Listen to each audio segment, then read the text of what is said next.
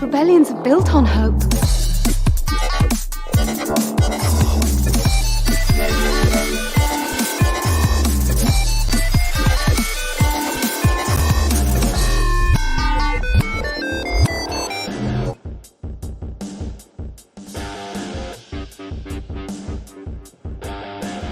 And welcome to day 2 of Star Wars Celebration. We are Radio Rebellion, a Star Wars podcast. I'm your host, Alberto Calderon, joined again, as always, by our co-host, Oti. Not straight from London, at a mall somewhere that she might get kicked out at any point. It's our friend, Amy Guerra. Gracias por estar aquí con nosotros hoy. How are you doing, Amy? Straight from Celebration.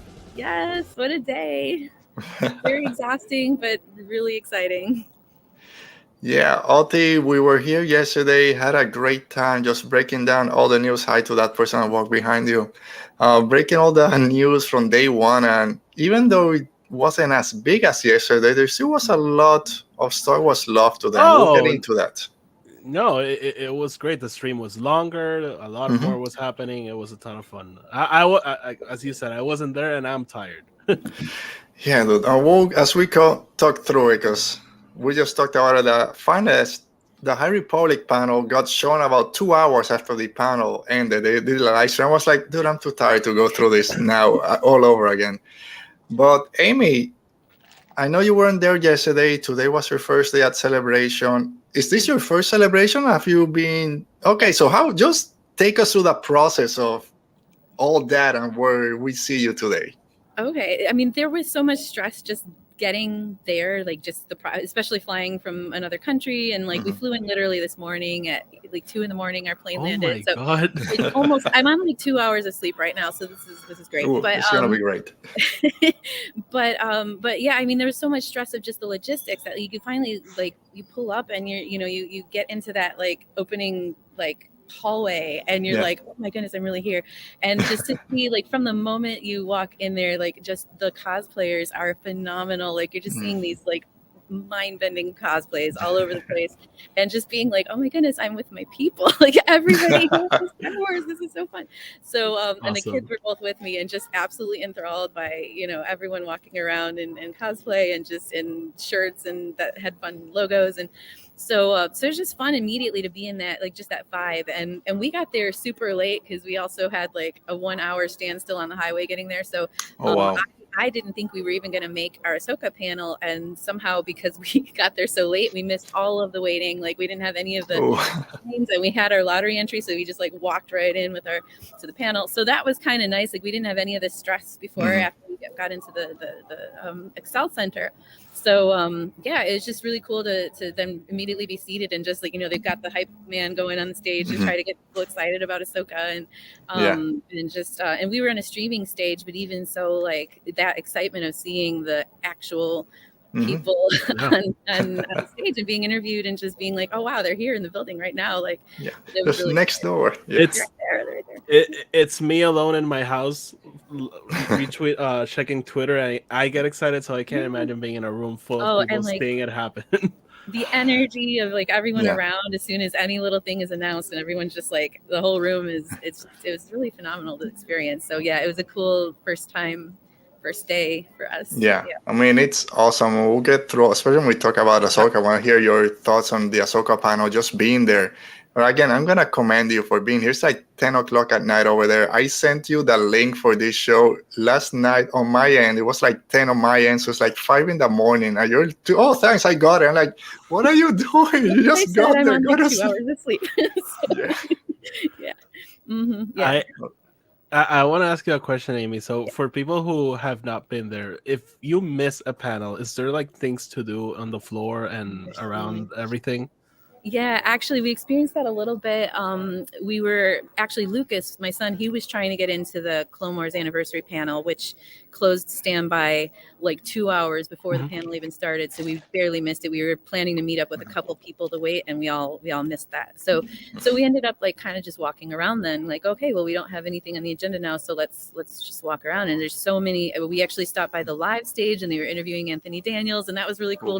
Cool. C-3PO's on stage, and then just like there was a whole hall of just food trucks. We haven't even gone in there yet, but they have like Pakistani food and like anything you can think of is in there. And then they had of course the vendor halls. We haven't even set foot there. Like tomorrow, that's our goal, is like to just go through the vendor halls. Lucas really wants to hit the Lego vendors, and and then the booksellers and all of that. So there's live stage for the kids. They're doing activities for the kids all day. We're gonna check those out tomorrow. Different of course the fan panels and the podcaster stages. So there's just like so many things that it's overwhelming, because there's like so many things happening at once, and they need to have that many things because there's how many 40,000 people in the building, so they really need to keep everyone busy around the complex. So there is a lot to do. Our friend Gus from Triad of the Force has his panel, I think, tomorrow with some other people. They're talking about Latin representation in Star Wars after and on that. So great. So as we get to it, make sure if you're watching us for the first time, make sure you subscribe to our channel so you don't miss any of the new episodes when they drop on Saturday. And if you're here today, thank you. As always, make sure that you hit that thumbs up button, that like button. And if you're watching this later, just leave us a comment down below of all your thoughts, everything happening in Star Wars Celebration, just Star Wars in general, and The Mandalorian. But Oti, as we get ready to start, what's going on in the chat? Who's here today? Let's go to the chat. We have missed the mouse, sorry. We have Mo over here as always. Ooh, Mo. Hi Prima, how are you doing? Hola. We have Roberto in the chat. He overslept again. Even after he said yesterday he wasn't gonna oversleep, he overslept again. We have Dale in the chat. Hi Dale. He's talking about the live stage isn't a bad place to hang out, but if you're there for too long, you'll get tired. I can see that happening. Walk, sit, or do something while you're standing. Okay, cool. So from some pro tips from Celebration. Yeah. All right. So if you guys are ready, I'm not ready. Let's talk Star Wars, and we're still going with Star Wars news. Star Wars news. It's Star Wars Celebration Day 2. Amy, we just spent a couple minutes talking about Celebration, and I know you weren't there yesterday, but just your thoughts from yesterday's panel and everything that got announced. What stood up for you? What was the big surprise? I think just the little pieces we saw of Andor. I know we barely saw anything of that, but that is to me like we get a season 2. Like just seeing those little snippets and like got me so excited about that show again. I actually just did like an Andor binge right before we left to come here, so I was excited about that. And the Acolyte, just being able to see like the cast and get really pumped about who they are, and then little bits of that. And that Ahsoka trailer teaser was that was because I was like, okay, Ahsoka, this is gonna be a good show, and probably Rebels are gonna be in there, but like that yesterday was just like this is really happening, and oh my goodness, super exciting. So yeah, so let's just get into it. Ahsoka, you just mentioned the trailer. We got to see that yesterday, and you were at the Ahsoka panel today. Again, we're just gonna break all the things that went down, but you mentioned just being around all these Star Wars fans, everyone in their cosplay, being close, even if you were in a room next to it, one of those breakaway rooms. What was it? What went through you as a Star Wars fan, being this close to the action and just getting all the reveals? We're going to talk about the big one. After you called it, Thrawn is going to get revealed today, and it happened. So what was that like, Amy, just being there watching all this happen live? It's just, like that knowledge that those people are in the building right now, like even if I'm on a streaming stage, which I was in the Galaxy stage, just like, and the people in the room just kind of feeling that energy and like knowing that energy is all around the building. Because, at that point there were 3 stages streaming, or either live or streaming this particular one. And so just like knowing, like you could hear it around the building, everyone cheering, especially that big reveal of the actor. That one just kind of shook the whole room. So yeah, it's just, you get so pumped up and excited. Yeah. All right, Oti, we talked at length yesterday about the Ahsoka trailer, but let's get a little bit more into the panel. Yeah, I mean, I can spend, I don't know how many times I watched it, especially after yesterday. You mentioned the War Between Worlds, and we might get into that in a minute, but Lars Mikkelsen, he's Thrawn. Liar. Yeah, he's a liar. As everyone that works in Star Wars is a liar. But we kind of speculated that most likely it was going to be him. So not a huge surprise, but I'm glad that it's out there. We don't need to worry about it anymore. Have CGI people move ears to see if they match. So are you glad that we got that confirmation? And again, voice actors portraying their live action characters. I'm happy we got the confirmation. It helps that we can start talking about the actual story and not the making of and who's gonna be there, who's not gonna be there. So I am excited that they finally announced it. I'm excited that it's gonna be Lars. I think that they nailed it with that voice actor for the series in Rebels. So he's also, we know he's a good live action actor also. So having him just makes all the sense in the world to me. So I'm very excited for this. So hi to our friend Alan Ching. He's here. He made it. He was just watching the High Republic panel. So just in time for when we talk about this in a few minutes. I'm very happy that they announced it. Same thing you just said. It's out of the way. We don't need to wait till the episode drops because maybe the first time we see him is that back shot and then the episode ends there and then we have to wait till episode 3 or something. So it's Lars Mikkelsen. We don't need to worry about it. There's a potato camera shot of him that doesn't look great. I've seen it. I've seen people mocking it. Don't worry. It's like when we saw the Inquisitor for the first time, the Grand Inquisitor for Kenobi, and everyone was saying, and I also say it looked weird. And when we saw it on the TV shows, okay, he looks great. Yeah. So let's just wait. I think the color was just a little off or something. It was, but it was so exciting to just see that face. Yeah. If I'm not mistaken, Filoni addressed the orange lightsaber thing. He's like, it's not orange. We're not done editing. That makes sense. Yeah. And then also because we didn't get to see Thrawn or actually Thrawn in the trailer, just the back of the head. So they showed something extra today, right? In the Ahsoka panel. Amy, was there more that you got to see? Yeah, so they spoil played, it. Well, okay, wait. I'm trying to. This is so far back in my memory now. But the version that we saw of the trailer included extra bits, and so it included like the actual face reveal, and it had. I'm trying to. You know what? I didn't, since I wasn't at the showcase yesterday. I don't know actually what was different other than just the trailer that we all saw. But they said that there were additional parts. So there was like an extra little footage at the end of Sabine and Hera. And I can't, it was just, I think they just had a few extra scenes added in, or shots added into the trailer, but it was that big reveal that was really okay. There's more. Yeah. Were you a big Rebels fan before this? Are you excited to see now Hera, Sabine? We can see it in your expression. Hera, Sabine, Chopper, Seb most likely will be back. How excited are you to be able to see these characters again and continue that story? Oh my goodness. Because Rebels was one of the things that kind of got me back into Star Wars. It was the era when my kids were old enough to start being into Star Wars, and that was what captured them. They were watching Rebels, and I'm like, oh, this is interesting. It's Star Wars, and like all of a sudden, it's like you're in these deep emotional stories, and like it's hitting you hard. So Rebels it actually got me back into it, and after that, I read A New Dawn, and that got me into Star Wars new canon literature. So, definitely very important to me, and I think we watched the whole series at least 4 times in our household. And those characters are very important to me. So this is, you're nervous because you think, are they going to do justice to, these animated characters that we've come to know and love? And like, you're going to put them on a live action, are you going to feel like this isn't really them? Yeah.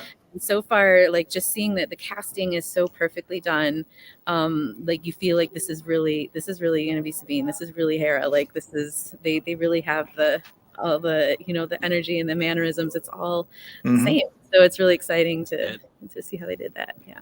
Amy, seeing how big a fan of Rebels you are and getting excited to seeing them in live action, how excited are you to see them in the big screen when Filoni's movie comes out? Yeah.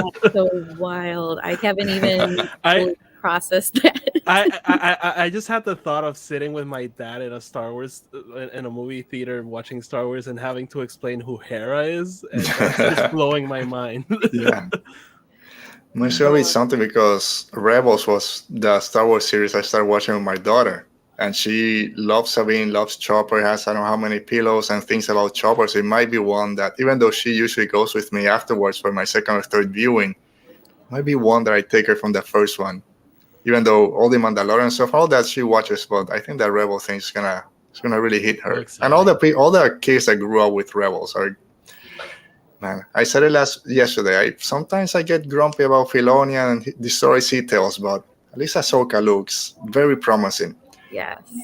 Yeah. But Oti, we talked yesterday about the two villains. Are they both Inquisitors? Are they dark side users, acolytes? What the hell are they? We don't know, but we got some names. Oh, Balon or something. So Balon or Balon Skull and That's like a Game of Thrones name. very Games of Thrones, and Shin Hati, which in Norse mythology, both of them, Nice. the Skull and Hati, are wolves that chase the sun and moon respectively. That if you know Filoni, it makes sense, of course. And they're played, of course, by Ray Stevenson and Ivana Sagno. So we got a little bit more information with them. They also went to the live stage. They were nervous to say anything. They Yeah, were they were nervous. not able to say much at all. Like they just basically introduced themselves and they're like, "I'm in this show." So, like, there's But I not a lot love to say. even Ray Stevenson that has done this before in terms of working with Star Wars in Rebels, but just being live action and even with Lars Mikkelsen, it's the love that they feel as soon as they get into a Star Wars project. It's the love around them. Then going into celebration, seeing everyone just stand up and applaud for someone that they don't even know. Just even Lars Mikkelsen has to stand up and kind of take a breath and look around. So that's always great. But Amy, I don't know how you felt so far about the live action shows and the score and the music. It's something me and Oti have talked about. Some we like, some we've been a little bit down on. Yeah. But Kevin Kiner is coming and is doing the score for the Ahsoka series. So how excited are you that he's making the jump with Filoni from to live action? Everyone's been waiting for this finally, right? I think, I mean, he's Rebels was his music, and so I think he knows those cues, he knows those themes, and I think what we've seen with Bad Batch and just working in things from Clone Wars and like finding ways to kind of mix in and finding ways to make them hit you hard in the emotions in those moments, like that's amazing. Like to think that he'll be doing that with what we see on the live action screen. Yeah. So yeah, it's pretty cool. I'm a big fan of the kind of music that we're. Oti, I saw that you posted the Lyra Sand score, which is also my favorite from Rebels. So when you heard this news, jumping up and down, very excited for what's coming. Alberto, I have a vivid memory of the first time I heard that song. I was cleaning my room while I played Rebels, and I remember when I started hearing that theme, I was like, and I sat down and just like watched that whole scene, and I was just in awe of the layers of the music and everything. And I've been waiting for him to get something in live action for so long because I've always thought he could be the heir apparent to what John Williams started. So I'm very excited to see him come into the show, and crossing my fingers that he gets to do the movie. We'll see. I would say yes, but also since it brings everything else from the Mandoverse. No, don't say that. He's done a lot of movies already. I know, and that's why he didn't do Mando season 3. I'm just saying, you know who I'm talking about. So if Ludwig does a Star Wars movie, I'm gonna be very happy. So whatever. It doesn't matter. They're fine with whoever they pick. Yeah, very happy. I think everyone's very happy for this. Everyone's been waiting for it. So well deserved is something that we knew was gonna happen. Norhal is here. Ooh, Norhal, how you doing? I told you. There's a lot of things going on in the chat. I'll get to it at some point. In a few minutes. So, Oti, yesterday we talked about Balon Skull fighting Ahsoka, maybe War Between Worlds. We had another look at the trailer. There's some lights. Is it a star map? Are they trying to recreate something? What do you think is going on in that scene? Are you still thinking maybe War Between Worlds or something else? No. Hey, maybe it is. I don't know, but it kind of looked like the camera things that were scattered around were projecting that image. So maybe it's a map. Maybe they're trying to recreate the Seeing Stone from Tython. I don't know. All right. Amy, any thoughts on what might be going on with Ahsoka and these two, let's call them just dark side users for right now, because Oti and I talked about this yesterday, that this show seems to be going in a different direction from what we thought was going to be the main focus. And the main focus might still be searching for Ezra and Thrawn, but there's a lot of Force, light side, dark side imagery here. This catch you by surprise? Are you excited to see this side also in this show? A little bit. It makes me feel like I need to reread Shadow of the Sith because I think that there's a whole layer of these former acolytes and like people who are kind of, they have their own motivations and their own connection to the Force, and I would be curious to know what that's going to be about. Yeah, because I was as surprised as everyone else. Like I just like, oh, who are these people? With orange lightsabers. Yeah. And I throw a wild theory in here. What if they're setting up like a new dark side group? I'm obsessed with light side groups that aren't Jedis and dark siders that aren't Sith. So what if they're throwing in a new group that we'll get to meet, and maybe we'll see their origins in James Mangold's movie, see them return here in Filoni's movie, and see them, maybe they're the threat Rey's is gonna face later on in the future. I don't know. I mean, who knows? I'm lying. Why? Because I thought, oh man, this is gonna be great. This Sith or whatever they are, and then but the sequel trilogy happened, and these guys were around. So it's like they showed up, and maybe they're just hiding again. Maybe they're Snoke's other apprentices. Maybe we never got resolution to that. And then I read the quote again about the Rey movie. It does say that there's a group out there that's not too happy with the Jedi returning. So we'll see where that goes. But another big reveal, we got the directors. So it's not just Dave Filoni doing everything. It's going to be 8 episodes, I believe, and there's 6 directors. 3 that we know. So Filoni, obviously, Famuyiwa, Peter Ramsey, who just did The Mandalorian. And then we have Steph Green, which has done episodes for The American, Watchmen, and The Book of Boba Fett. Jennifer Getzinger, that has done Westworld, Jessica Jones, and Dead to Me on Netflix. And Geeta Patel, which you just mentioned, House of the Dragon, Oti, she did an episode, Lord of the Tides. She directed. That was a great episode. A great episode, episode 8. So another skeleton crew, great list of directors. Now Ahsoka, great list of directors. So I'm very happy about this. I know yesterday we talked about maybe for the movie that Filoni brings different voices for the writer's room. You gotta feel happy about this list of directors. You know, it's exciting. It's an exciting list. Not much to say. Yeah. All right. I don't know. Anything else from the Ahsoka panel today? We covered a lot of it yesterday, but Amy being there, anything else that stood up? I know we got Mary Elizabeth Winston came in. She talked about her role now officially as Hera. Yeah. All that scene over. They all talked about the physical training they had to go through, and the physical barriers they had to kind of push through to get. It's going to be very, those stunt heavy that they had to do. But I thought it was interesting that Rosario Dawson had mentioned the kind of the pushback about the Leku, and then she mentioned that they did, notice and hear those comments that people had been making about them, and really did actually take that to heart and made them better for the next for the show. So and talked about the actual process that they had to invent to actually print the frame and make it look more fluid, and it's cool. Yes, a lot of people were complaining about stupid stuff when she showed up for the first time, but I'm glad that they took the initiative, make the changes. Okay, I think there's also going to be, I don't know if it'll be a time jump or what, because we know that Sabine likes changing her hair. We've seen that she has very long hair when she meets Ahsoka, very reminiscent to the of short hair. Yeah, and then picture was very short hair. Does she just chop it off halfway through the show, or are we getting a flashback or forward? I think I've mentioned this here. I think the Ahsoka show takes place across a long period of time. I think we're going to cover how she got out of the world between worlds, then what happened after she got out, then the transition from her being Ahsoka the Grey to being Ahsoka the White. So it's gonna be interesting, but I'm thinking it's gonna span a long period of time. Okay.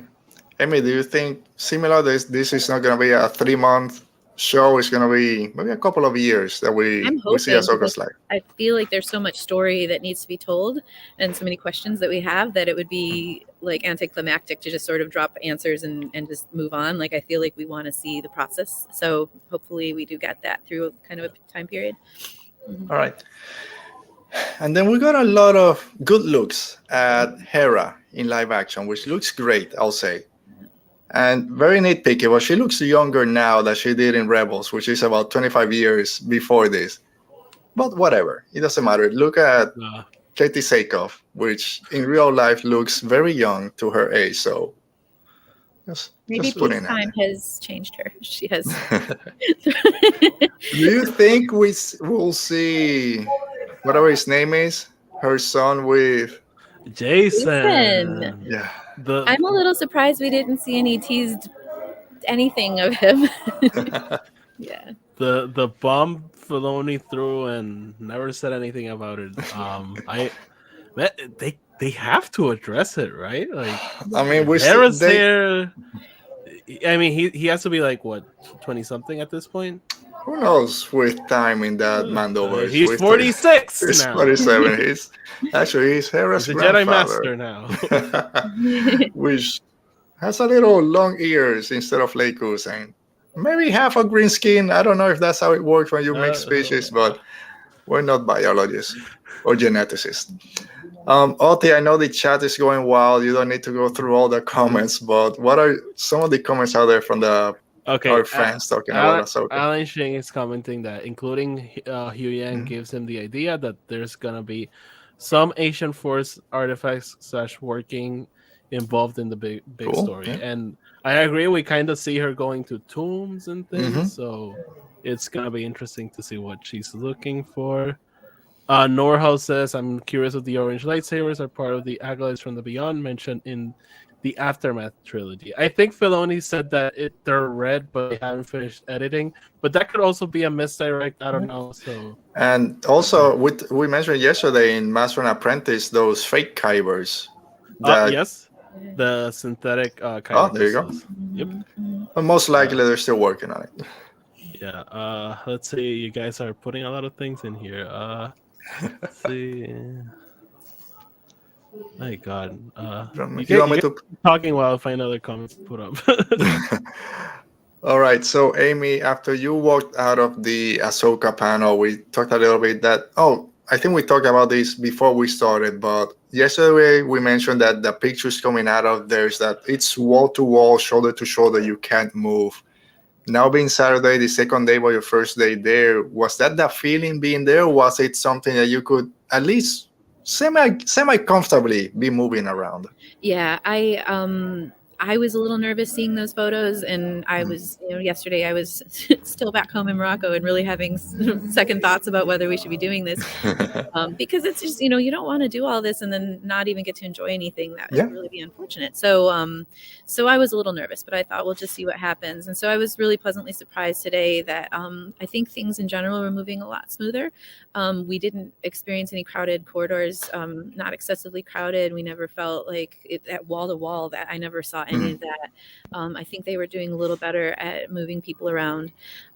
There were still some big logistical problems, especially the end of the day Clone Wars panel.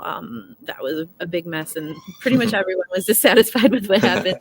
But yeah, in general, I think because taking kids, especially with seeing those photos, that made me concerned. Like, I don't, it's different if it's just me, but like, I've got younger ones to care about. So, so yeah, I just decided, like, if anything looked iffy, we were just going to kind of bail and not be there. But we never got that feeling, and actually felt, ran into people. Like, it was, it was sparse enough to be able to see people and run into people and kind of and get a chance to just hang out and have fun. So yeah, I was glad, and I'm hoping tomorrow will be more of the same. Yeah. Did you get the chance to run into Twitter people? So many. Really? I Oh, awesome. with as many as I can. I haven't even had a chance to stop and like upload any of my photos, but yeah, so many people I got to see today, especially High Republic people. The High Republic cosplayers meet up at the end of the day really gave us a chance to find each other outside, because we were outside the convention hall itself, and so we really got to find each other and hang out a little bit. So, and a lot of us were saying like that was the highlight. It was like really just getting to hang out there. So yeah. That's I awesome. can't wait to see those pictures. It gives me a little bit of hope if it comes down to Orlando or someplace close. I might be able to enjoy myself even if it's packed. All right, Otis, we're jumping on to our second talk today. I'm just going to highlight a couple of comments here from Norhouse. She was saying that I feel like she's going to cut her hair like Kanan did in season 4 of Rebels. That might work. Yep. She's also saying that Jason was born around the Battle of Yavin, so it might be 9 to 11. But again, who knows? This place, you don't. Then Alan we is don't know where we are in time. Filoni and Favreau have a loose idea of age, I think so. Yeah, the printing technology for Ahsoka's Lake would sound like Westworld technology. So great show, underrated. All right, so let's go on and talk about our second big panel today. We've been waiting for this, Oti and Amy. It's the High Republic Phase 3 panel. Kevin Scott came out yesterday to say we're going to reveal a lot of things. They revealed a lot of things. Amy, were you able to be there for the panel? Did you catch all the news? How did you get the news for the High Republic Phase 3? Fortunately, that panel was in the same room as the Ahsoka panel. So right after Ahsoka, they cleared the room, but we just sort of queued right back up in front and kind of. So I got to be, and it filled up immediately. Like that one also got closed probably an hour, and I think almost at least an hour before it started. And so yeah, it was packed. It was cool to see how popular it is. That was, I mean, people were being turned away, and that was awesome. I mean, terrible for them. It was awesome to see how many people were interested, and the energy in that panel was unlike anything else today. There were, of course, you had all of the spectacular cosplayers, and they were highlighted, of course, I think, as you saw in the live stream. But but just that feeling that like it was cool that for each new announcement, like I didn't even have to like hold back and be like, oh no, I have to like keep it inside. Like I could totally go ahead and be wild, because the whole room was going wild with everything. So it was incredible to see all those reveals, and Christina did a great job of conducting that panel and just really keeping the energy the way that it was. Yeah, so I had to wear my only High Republic shirt. We talked about this, Oti. They need more. You're wearing the same. See, we were ready for this. Oti, are you ready? Keep down here. Are you ready? There we go. We have it. Are you ready for 2 more years of High Republic stories, Oti? I can't believe I'm just going to be broke. I don't know if I can do it. You know what has me the most excited, Alberto? They're gonna take more time in between books. So for a slow reader like myself, that is like a blessing. So but they announced a lot of stuff, even though it's gonna be kind of more spread out. There's a lot that's coming. Some things in secret. I don't know if you saw the timeline they showed that said to be announced. The first one is like, what? Why are you doing this? Yeah, they and they didn't reveal that one at all. I know they did a cut after the live stream and revealed some more things, but that was not one of them. So okay, but and he did. Michael did say that they won't announce other things like nonfiction and the audio drama. So there's still more to be had, but we have another proper 3-wave phase, so cool. I'm very excited. I'm appreciating how they're spreading it out, and that they've recognized, I think, that people needed more time to sit with the characters, more time to read the books and get into each era. So we mentioned it yesterday, Oti. Are they going straight back to the end of phase 1? Are they gonna do a time jump? It's a little time jump, but it's happening 1 year after the fall of Starlight Beacon, and apparently the Republic said, you know what, we're done. We're admitting defeat. We need the Jedi to come back. we've lost. I love that setup. By yes. And then I love this. It also works a little bit with the Acolyte that we'll be seeing that from the villain's quote unquote point of view. But here, some of the first stories that they mentioned is kind of the Nile winning. What's the first one? I'm sorry, I'm out of order here. The Eye of Darkness by George Mann is Martian's Triumph. I think that's the first adult novel that's coming out. It's like, I'm excited for that one, though. Like he said, this is my galaxy, or this galaxy is mine. Apparently, at this point, the Jedi and at least the Republic, it's running out of there. Surprised about this, Amy? Because we're used to the Republic and the Jedi saying, no, we're going to battle till the end of the day. They just got handed a big defeat and got called back. That's got a tail between the legs. It's funny because these titles are all extremely ominous, which is saying a lot considering that most of the High Republic titles are very ominous. Yeah. But you kind of felt like, well, this is the end. This is the closure. Like we should be moving towards, like things are going to go positively. And it's pretty clear that that's definitely not how it's going to start. It's going to be pretty dark and pretty, they're starting out in defeat. So, I do hope that we end up on a slightly more positive note, but there was so many those constant jabs about our favorites dying and it's the High Republic, people have to die, and well, I mean, Kevin said something that I loved. That was something like, "Oh, you'll see that in the grand scheme of things, the people that we lost were nothing." And I was like, "Dude, come on!" Yeah, right. We talked about this at the beginning of when Phase 1 was ending, and all our favorite, no, maybe not all our favorites, but a lot of them dying. It's at some point we need that spark of hope, right? That Star Wars, we need that hope. And with all these titles and the way the authors were speaking, I'm not seeing it. It needs to be there, but I'm not really seeing it. Some of the titles at the end, but I'm still like, ooh, we're gonna suffer a lot before we get there. I think we'll suffer, but I think it has to end on it's Star Wars. It has to end on a positive note. It is, but just winning at the end of the day is not a positive note if 99% of them die. I mean, it has to end on a positive note, but there has to be like some ominous things because we know that this is the beginning of the end for the Jedi. So this has to start the downward spiral in a way. All right, so before Phase 3 starts, we have an anthology book coming out called Tales of the Jedi. Sorry, Tales of Light. It's the throne figure. Throw it to us if this was... It's my daughter back there. Oh, I was going to say, is there someone as a Jedi back there? She sort of cosplayed today. Oh, there you go. I mean, it's perfect. She wants to hide. I'll say our sons have the same name. My son is also named Lucas. So. Oh, yeah. Oh, okay. Yes. So we got Tales of the Jedi. Here I go again. Tales of Light and Life, an anthology is coming out, I think, soon. And it has... September. Yeah. So Zoraida is writing an Axel and the Mother story pre-Phase 1 and reading Cataclysm. You gotta read it. Tessa Granton is back to write about Marda Rowe. George Mann has a story about Silandra Shaw and her Padawan. Daniel Jose Older is writing a Jamoran story. Of course. Oh, yes. The Goat.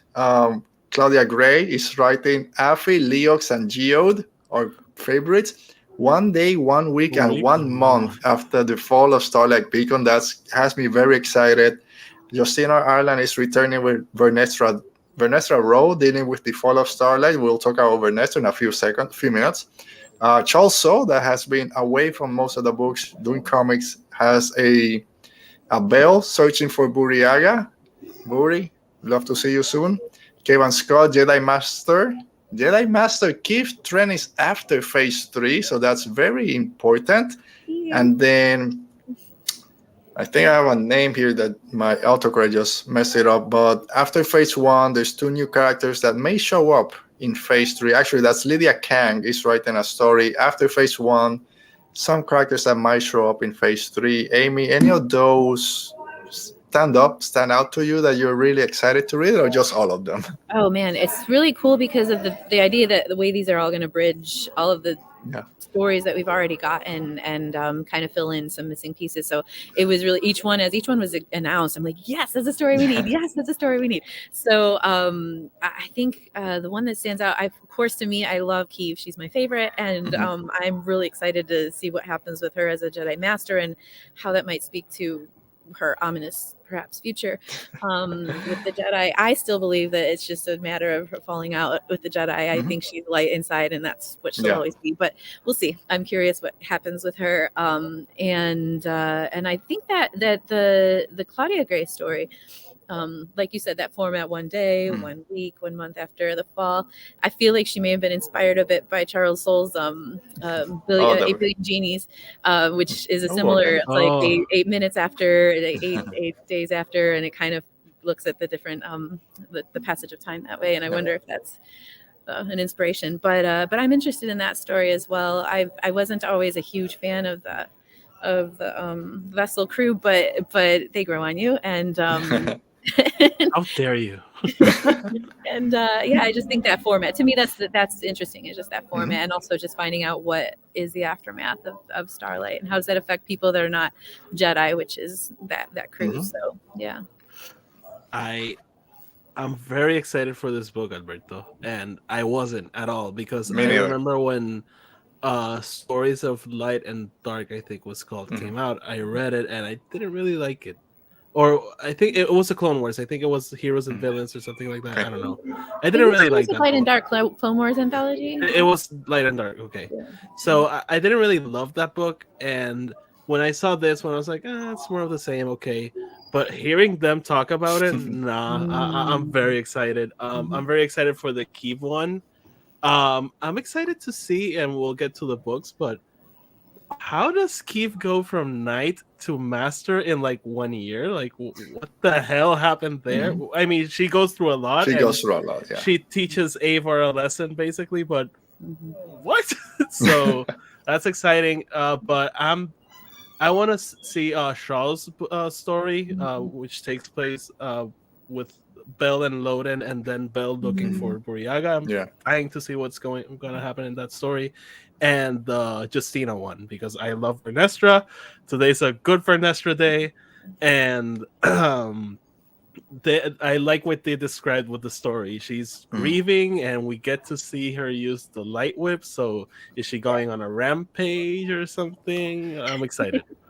Yeah, I think when I did my review for Fallen Star, I talked about how Vernestra never had a chance to really open up to Stellan to talk about the issues she was having been pushed so quickly to be a Jedi Knight, and how was she going to deal with having that loss. And this might be parts of it, and then we'll see in a few years afterwards. About the ship being called the Geos. Her ship? Oh yes, I heard that. Yes, I was like, oh. It was like thrown in there, and I was like, "Did I hear that? I think I heard that." Yeah. I heard it too. Yeah. So I think I have to dip. My family is ready to pass out here, so okay. Okay. But thank you so much for. No, I mean, thank you so much for coming in. I know you guys are spent. Love hearing all your thoughts about Celebration, everything you did over there. We'll find some time afterwards in a couple of weeks, months, where you. Oh, it's a Jedi Amy's kids. Hello. All right. It's a Jedi. We got a Jedi here.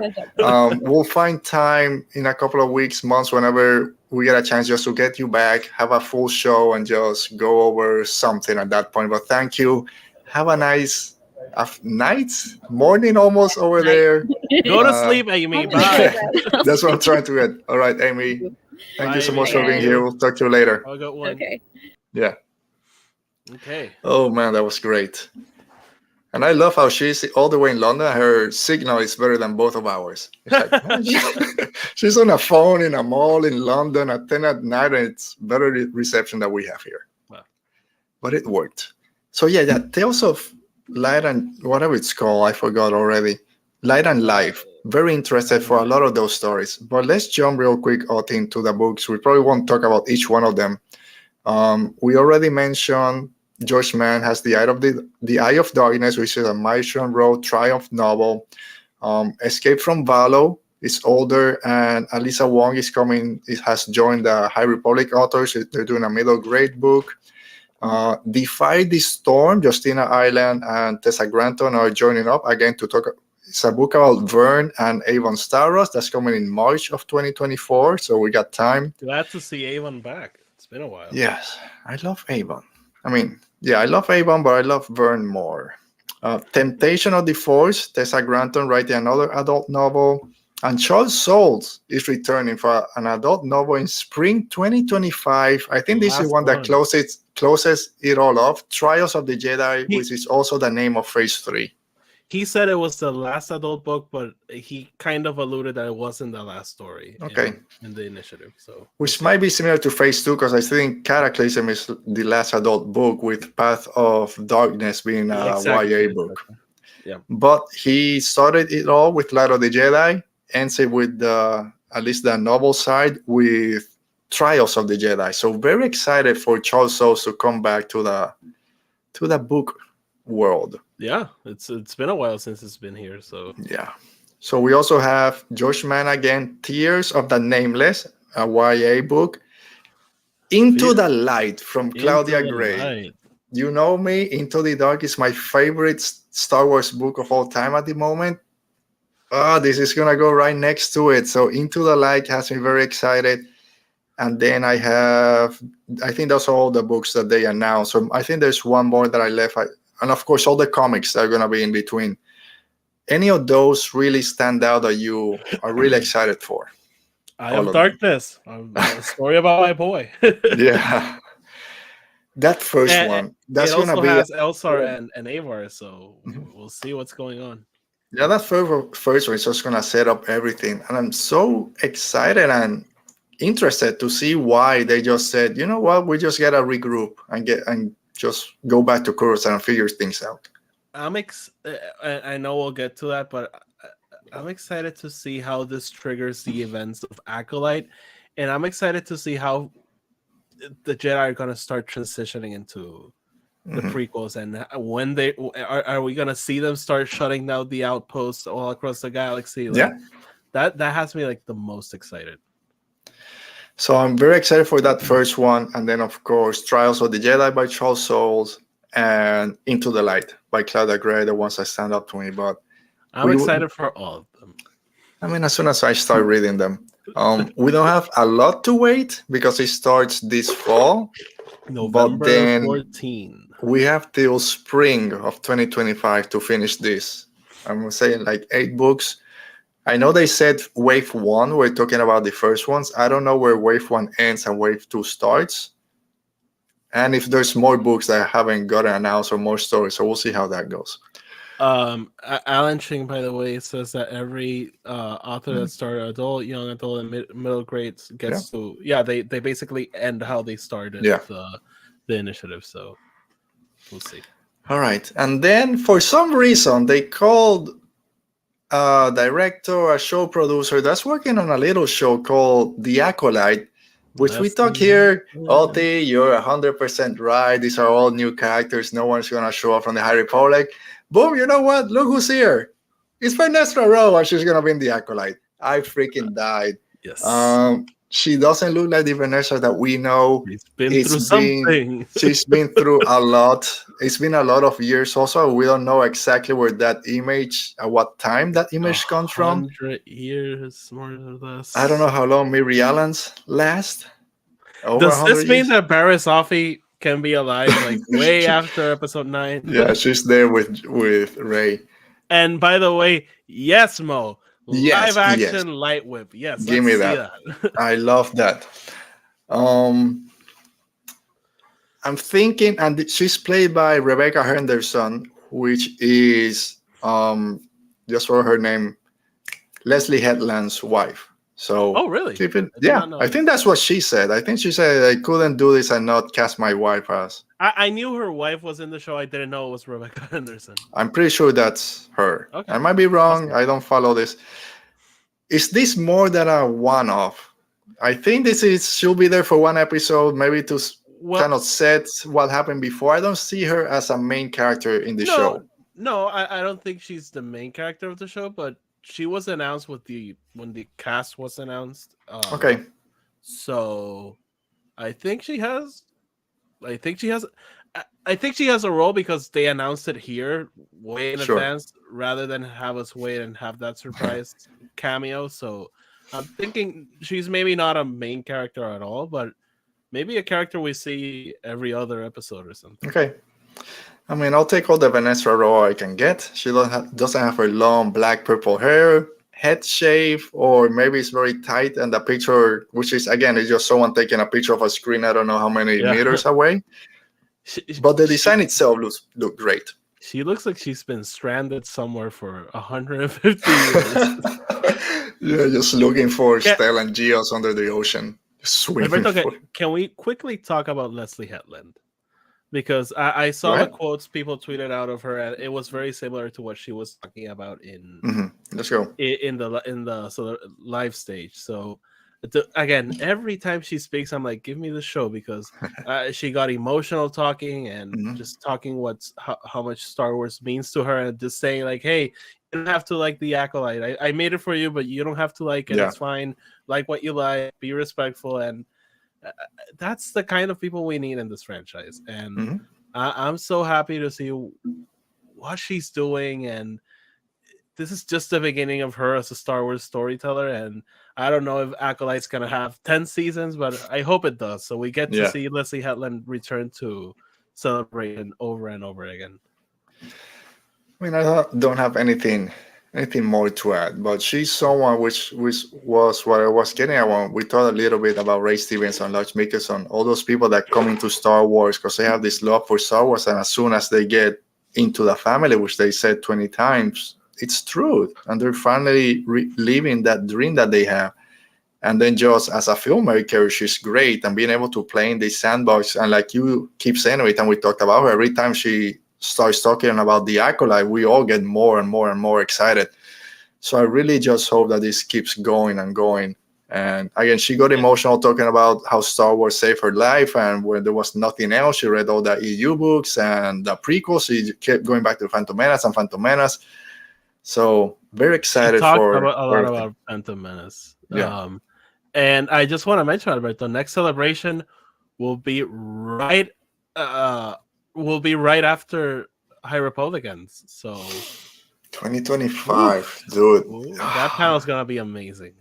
And maybe we know by that time if we're getting Acolyte Season 2 or something. But yeah, High Republic panel, just to recap, that's gonna be like a 2-hour panel. You can't do it in 1 hour.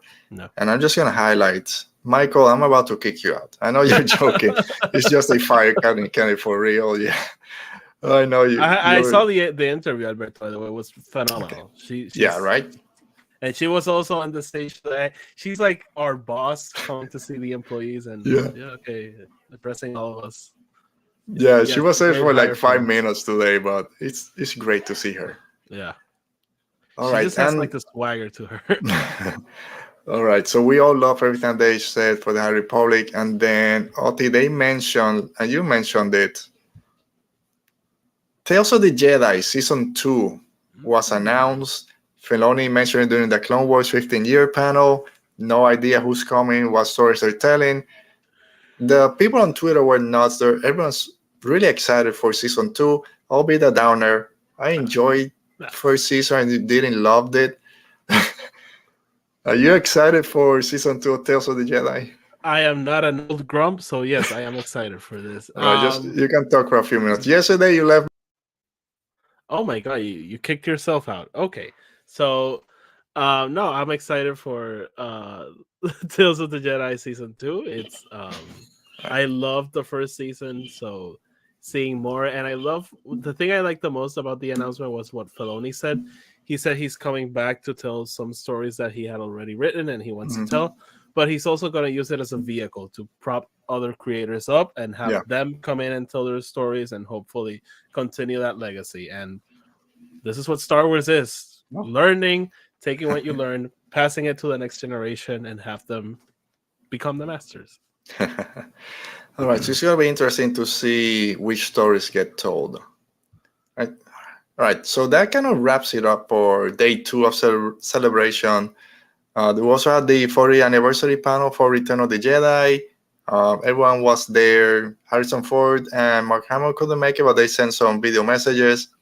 And they're just talking about the whole production. I saw about 3/4 of it. So okay, no, it was fun. It was Book of Boba Fett heavy at the beginning, and Yeah, and I really liked the stream today. The panels that they showed were really fun, even the ones of the creatures of the cantina. I was kind of starting, I'll do the dishes while this plays, and ended up just like sitting through it because it was very, very fun. Yeah, I saw you and Roberto actually tweeting about it. I didn't get a chance to watch it. Just quickly, they basically took two people in the audiences and they turned one into a creature in Star Wars. They dressed them up, and the other one they taught him how to control the animatronic, the electronic puppet, and it was very, very fun. Oh wow! They even did like a skit, a whole like a scene. It was very fun. All right, so tomorrow I think it's the Kenobi panel. There was supposedly an interview with Kathleen Kennedy that said we're not in active development, but we'll keep it open because we know that Ewan wants to come back. Liar. Do you think any chance of a big surprise tomorrow? I mean, I'll stay hopeful. That's like my wild card pick. They'll announce it. If I'm a betting man, no, they're not gonna announce it. All right, we'll see. I think that's the only kind of big panel happening tomorrow. There's a lot, like we mentioned before. A lot. Isn't Bad Batch tomorrow? Bad Batch might have one. Okay, and we can see if we get an announcement for season 3, which is just kind of a given right now, but we'll see. Yeah. All right, we gotta move on because we have something else to talk about today, and of course, it's Star Wars on TV. Star Wars on TV.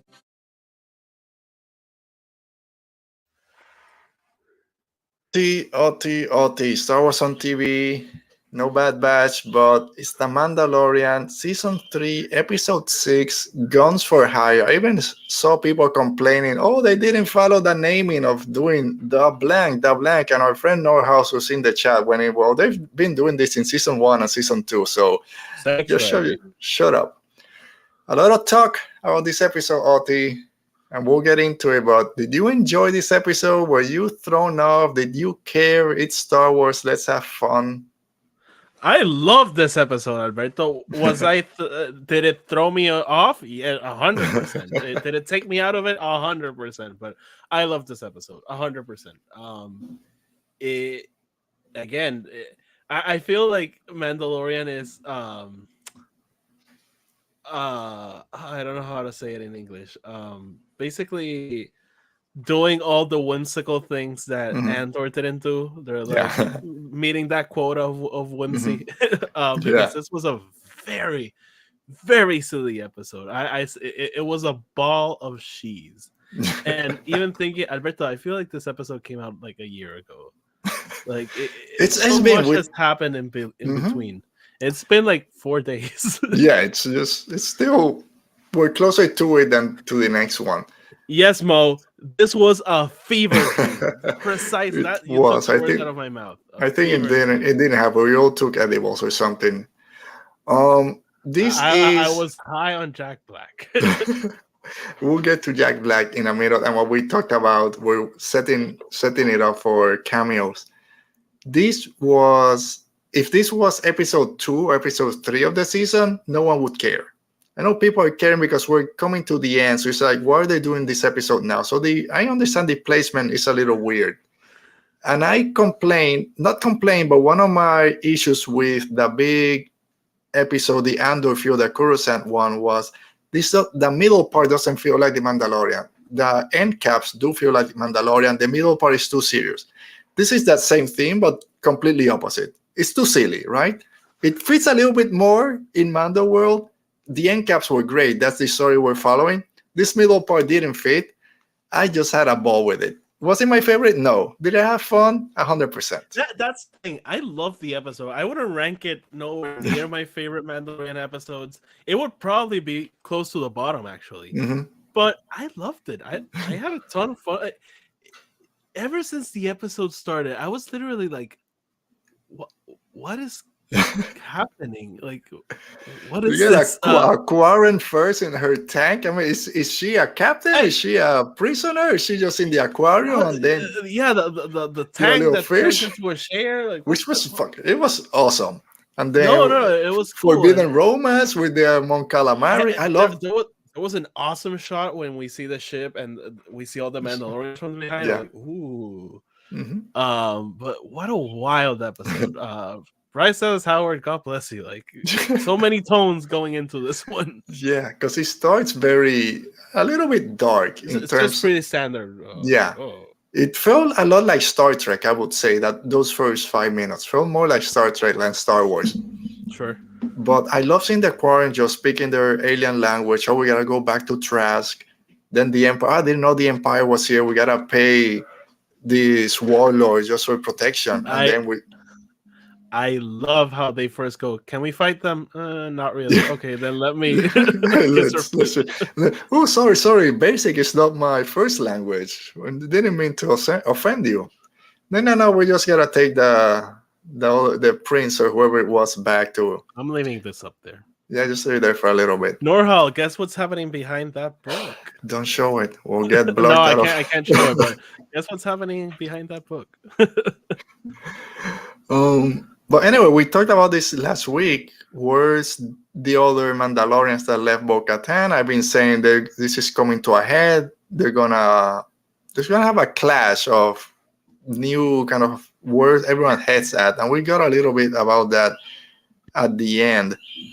But very interesting to see now that Axe Wolf, which we didn't get a lot with in season 2, he wasn't there at the end. We had the other Mandalorian. Sorry, I have her name here. Koska Reeves. But now Axe Wolf is their leader. You surprised that he's leading this group of? I honestly thought he had left the show because I remember they asked the actor why he wasn't in the finale, and he said something like, "Oh, I don't think I can talk about that," and I kind of thought he was fired or something. Yeah. But no, cool to see him. I'll have to get that action figure. Yeah. Right. So Roberto is saying that the silly things work for him, but not so much the Mando stuff is interesting. And then Alan is saying, "Don't say this. Ready Rebellion X-rated." Again, if we do After Dark, then we'll do. All right, well, let's just get into it. It's this middle part. They're in Plaxier 15. We gotta do this. We gotta do that. My ship has been taken over. Doors open. Oh, Mandalorians! I hope you like secretions. Take a sip. And it's Jack Black and Lizzo, and then everyone had a connection because it's very colorful. So we effectively have Lord Jack Black and Lady Lizzo, which I love. I know they have names. The Duchess. Those are the names. And Captain Bombardier and Lizzo as the Duchess, which when Bo-Katan said the Duchess, I'm like, but your sister, she's right there, the Duchess of Teen. But anyway, so we talked yesterday a little bit about cameos and being taken out, and you said you had an example. I think we talked about who would you like to see in one of these Star Wars movies, and you said kind of came back to this. Listen, if they want to do a Jack Black and Lizzo spinoff, I'll be all on board. If they want to do a comic book, I'll be all on board. But I think we can all agree here it's not going to happen. Yeah. And I think that's why I was okay with it. Because they're literally just showing up for this episode and we'll probably never see them again. If they show back up, cool, awesome. But they're not, it's not like Jack Black is now the character we're following. If they did like a Jack Black show, I'd be like, okay. Yeah. He might show up in animation. Oh, that'd be fine. Yeah. He'd be like a great alien or side character thing. So what I mentioned yesterday is, okay, I have an example of when something takes me out. Yeah, go ahead. By the way, Norhal mentioning it reminded her of the banquet scene in Empire Strikes Back, and I agree, and that kept me in tension throughout that sequence. Okay, interesting. So I said, so even though I was obviously kind of thrown when I saw Jack Black, it's like, oh, what's Jack Black doing here, doing his Jack Black stuff for the first 15 seconds? Yeah, he had a great beard. But then he dropped that. And even though I knew it was Jack Black on all that hair and costume, I was able to follow the story, no problem. I got over it. Lizzo, for what she did good. She did great, didn't have a problem with her character. But I saw people being like, I just didn't like her acting. What the hell? She's literally just there. Yeah, she didn't do it. She was fine. She did great, actually. For the character she was playing, she did great. But for me, I was fine with Jack Black there the whole scenes. Apart from the first 15 seconds where like, okay, I know where I'm at now. And I said, I'll tell you tomorrow, which is today, characters that if he shows up, and it's Patton Oswalt, which we all love, is another geek nerd out there. But when he shows up in something, Eternals, which is one of my favorite MCU movies, when he shows up at the end in the post-credit scene as Pip, that's Patton Oswalt. I can't shake it. The Sandman, which is a show that I loved on Netflix, I tweeted out. He does the voice for the Crow. As soon as he starts speaking, that's Patton Oswalt, and it takes me out. It takes me like 5 episodes to get back into. Okay, I can get through it now. So even though I know that The Mandalorian does a lot of cameos and a lot of people were thrown off with Jack Black, I was fine with it. If Patton Oswalt shows up and he does his stick, that's gonna okay. This is too much for me. But Jack Black, maybe I like him more, and I didn't have an issue with him. No, I don't hate Jack Black or anything. I've always made fun of him, but it's fine. Again, it took me out of it, but I wasn't angry. Like, what are they doing? All right, but no, I was just gonna say as we try to move along a little bit, so we're not here for another half hour. So we get thrust into a very interesting kind of noir detective story. The clones-esque story. Yeah, it's something is happening with the clones. I reprogrammed them myself, and I should say Bombardier, which is an ex-Imperial, went through the amnesty program, finished it, and then you can go to this planet, you can take care of it or be in charge, democratically elected, but you can't have a navy, you can't have any armed guards or anything. So the Republic is still kind of controlling it, even though it's a separate planet. It's not tied to the New Republic, but you can have an army. I actually like all that world building. At first, I was a little bit confused. Like, why can you have the Mandalorians out there, but they can't come into the city? Yeah. And then Tony explained to me. I was like, okay, that makes a little bit more sense. But I like all that lore thing of exploring how the New Republic is working, and it was interesting for sure. And we have, before Din Djarin starts kicking battle droids to see which one is the defective one, probably all of them after they get kicked 20 times, we got Doc Brown show up behind his big desk controlling everything. The Doc's alive! Yeah. Everyone's been kind of speculating what character he was going to play, Imperial, whatever, because he got announced pretty early on. A long time ago. You enjoy his character, then we'll just jump to the end as we're just kind of talking. He's separatist, mentions Count Dooku, which I love. No love for the Empire, no love for the Republic. No love for the New Republic. He hates everything. He's like Count Dooku. He doesn't believe in anything. He believes in power and controlling power. And he's the kind of person that's saying, like, this society is screwed. And everyone, right, Roberto? Everyone's like, why is it screwed? Oh, you'll see. I'll teach you. And he's like screwing up the society. Like, dude, come on. Just chill. But I love that monologue. I love how it's cut short. And the whole, he's like the guy who wears a Che Guevara shirt. Like, Count Dooku was a visionary. I used to do that shirt. Yeah, you don't know what you're talking about. But I love then when they go to you gotta go to the basement and talk to I forgot the name of the species out there. I have spoken. Go talk to them. The Ugnaughts. The Ugnaughts, and then all of Quill's teachings come back and to help Din Djarin. Love that all of them say, "I have spoken," where they're done with it. That was such a weird scene. Also, like, I have spoken. It was very weird. But anyway, they go to the battle droids, which is I love seeing battle droids. I don't know why they still have battle droids 20 years, 40 years after the end of the. I mean, they're there. So I don't know why they're there. But anyway, he just starts kicking droid. Eventually, they do mention this. They do mention this. The droids mention it, that any other place they would have thrown them away and dismantled them for pieces, but here they gave them a second chance.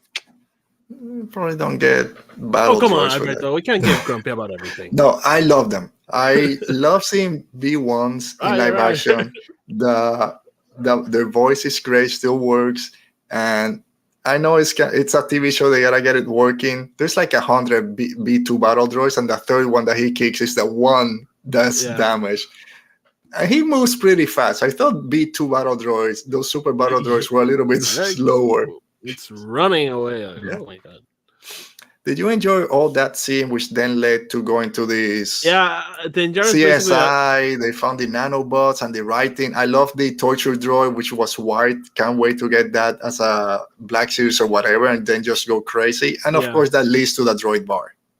Yeah, no, I love the endurance. Basically, like guy that's teasing you and then being like, "Why are you upset, man? What's happening, bro?" So I did like that. I love that. Yeah, the whole CSI even with the police line. That was a lot of fun. The noir thing, basically finding the matchbox. Yeah, that was also cool. Yeah, I think if this episode didn't have all the colorful things at the beginning, people would be more into it because all the noir stuff was great. That detective story was great. And then it just leads them back. Oh, let's talk real quick about the droid bar because we saw that in the trailer. I love that scene. I love aliens. I love all the different droids. They give him a little look like we don't serve your kind. That he mentions, I don't think they serve a lot of our kind. Yeah. But then that droid saying, we all want this to stop because, like you mentioned, then we're gonna get shut down and replaced by humans. I love that bait and switch.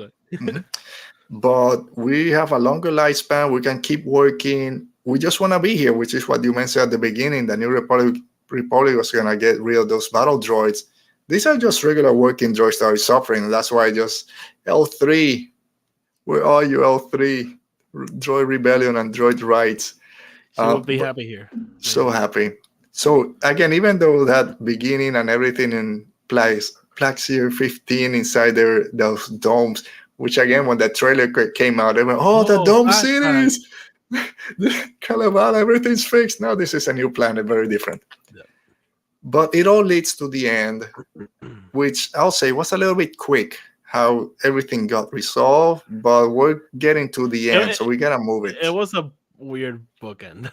Yeah. I'm fine with it, whatever. Right. So I love the fight. We knew it was gonna come to it. Cosca Reeves, or I should say Axe Wolf versus Bo-Katan, kicks his butt. I love seeing Mandalorians fighting apart from Din Djarin because they use all their armor. They use the jetpacks and everything, which Din Djarin forgets sometimes to even carry. Do you think that Din Djarin and Bo-Katan were going to fight at the end where he starts saying, I'm not going to give it to her? No, I don't think so. I never thought that was going to be a possibility. Okay. Should Bo-Katan know a little bit more lore about the Darksaber when he's like, yeah, well, I got defeated, I got captured, and then she beat the other guy, so this belongs to her. And she's like, oh, that's right. Were you surprised that they went this route? Let's forget about my first question. Is this the route for her to get the Darksaber? It was a little bit weird for me, but I'm not going to lie. When I saw that the second episode, I thought that same thing. Like, well, technically, she did defeat the guy that defeated him, but they never made anything of it. So I thought, like, okay, maybe I'm just like reaching. And I kind of think the Mandalorians there were like, also like, okay, sure, yeah, sure, let's give it a try. Like, I think that counts. Are we okay with that yet? Okay, yeah. Sure, that counts. We've gone through too much. Let's keep it. So same thing. I'm like, it's a little bit. Not weird. What's the word? I forget the word I want to use. But it's a little bit convenient that it happened this way, especially at that point. Why didn't he say this before? Anyway, it really doesn't matter. Eventually, she was gonna get it. It would have been better if after that second episode, they threw in a line, maybe him giving her the lightsaber. Oh, it's yours, and being like, oh, that doesn't count, or something like that. But then on an interview that Katie Sackhoff did either yesterday or today, because the episode ends, she turns on the Darksaber. It's not the rebel pose with her rising it up. It's down here. And I thought it was going to end up with that, liberty, Statue of Liberty pose. But she mentioned in that interview that her mindset is not there at this moment. Apart that she also told that her armor doesn't let her raise her shoulders too much. But she said that it was more powerful to keep it down here at her side because she's not on a mindset right now to be the leader of Mandalore. So that made sense. I said, okay, I love that. And I love that she knows that for her character, that's where she's at. We talked about this. She's going through a crisis of faith. That's not something that's going to go away just because Din handed over the blade. Like, it's a process. Yeah. All right, Oti, as we close this off, we have 2 more episodes. I know some people out there were able to see episode 7. No spoilers. I know someone told me that they saw a spoiler. Hopefully, we can still wait for more days. I've not seen anything, thankfully. But me neither. I just seen people are loving it, and some people call it one of top 3 episodes of the series so far. So we'll see. I've seen people who criticize this season for not going anywhere, for not building to anything, and all of a sudden, this episode sets the groundwork. Everything gets okay. I see you. Be patient, people. Haven't we said this is like episode 3? I mean, every time we talked about. Go. Just to address what you mentioned, that people, 2 episodes and it's not going anywhere. They made the show ahead of time. They know how it's structured. They know it's not like they're making it. They went back. Oh my God! We ran out of time. We don't know what. Come on, people. Dude, it's the volume. Last week they heard the complaints. They went back to the volume, reshot everything, kicked everyone out. See, I'm not the only old grumpy guy here. Cool. But again, it's very similar to the other 2 seasons in the way it's been structured. So in that sense, and again, I'll say again, I'm a hypocrite because I criticize the Bad Batch for the same thing that I'm defending Mando here. All right, what's in the chat as we say goodbye? Norhal is laser focused on the scenes. It's also the fact that she holds it with her left hand this time, and the shot focuses on her, and then at her right side. Norhal, God bless you, and noticing all these things. I'm just like, haha, black lightsaber. You know, should we? I'm gonna throw this out there, and you can say no. Should we have, not you, but the person I'm gonna mention? Should we invite Norhal next week to talk about Mando episode 7? I love talking to Norhal about Star Wars. So if she wants to, Norhal, if you wanna let us know in the chat, or later I'll DM you. If you wanna come here next week, we'll talk about episodes next weekend. Yeah, next week. And she also said, before you go, she said the important part here in that sense that she's not really invested anymore in the Darksaber. She now cares more about her people. That's why we have. I love the chat. I always say the chat always gets me straight because they know. Sorry, I took off what you were. Yeah. No, I just wanted to mention that I agree with what she's saying, that people have short memory, the same criticisms with season 1 and season 2. And I've mentioned this. She'll be here next week. Awesome. I was upset when season 1 was coming out, and then with season 2, I saw the same problems. Yeah. I was like, okay, let me wait, and it paid off. And you're the same thing. I'm just on board for the ride. Yeah. All right. So next week, chapter 23, episode 7 of season 3, and we'll have our friend Norhal will be here as we talk. Well, you imagine Norhal being here, and this is the episode that Din Djarin and Bo-Katan kiss? This will be the episode. All right. Buck is here, late as always. What are you doing, Buck? We're leaving, but thanks, Buck. Just hit that like button since you're here. All right, but no, Buck, thanks for joining us. Make sure just to watching the replay. Yeah, I know. You imagine they'll just kissing next week. Yeah. All right, maybe Buck was there. He just wasn't in the chat. All right, Oti, it was great today and yesterday. We got a lot of Star Wars reviews. I said it yesterday that it was one of my favorite Celebration. Everything that got revealed today was good for all the High Republic stuff. We still have Bad Batch Season 2 and the Kenobi panels tomorrow. A lot of our friends that have podcasts will have their podcast tomorrow also over that Celebration. So a lot of love is going to come out. And then, of course, Monday, we're excited to see what they announce for 2025. But very quick, what are you looking for the next 2 days? And then we'll say goodbye. Are you there? Yeah, I kind of lost you for a second. What did you say? Sorry, I put out the wrong music. No, just with the last 2 days of Celebration, what are you looking forward to or hoping the last 2 days, apart from hopefully I can always see some announcement? We're getting game news tomorrow. Okay. Alex teased that someone from EA told them to pay attention to the stream at noon, so we'll see what happens. So I'm hoping, more than Kenobi and Bad Batch, I'm hoping they announce new games, because that's the area where Lucasfilm, I feel, is lacking. So excited for more Survivor, but hopefully we get something else. And Blackout, Star Wars Eclipse, please don't mention that. Yep. Piss off. All right. Yes, exactly. Okay, Oti, people can follow you down there at Epic Star Wars everywhere. And you know where to follow us at Radio Rebel Pod. We'll be back next week with our friend Norha, who just confirmed she'll be here. And it'll be great to talk about Mandalorian and anything else that happened in Celebration in the next 2 days. We'll cover it next week. But thank you guys around the chat. Love having you here as always. And a big thanks I went to Amy Guerra for being 2 hours sleep and being here cross country. Thank you, Amy. I'll see you next week. Stay safe. Be safe. May the force be with you. Bye.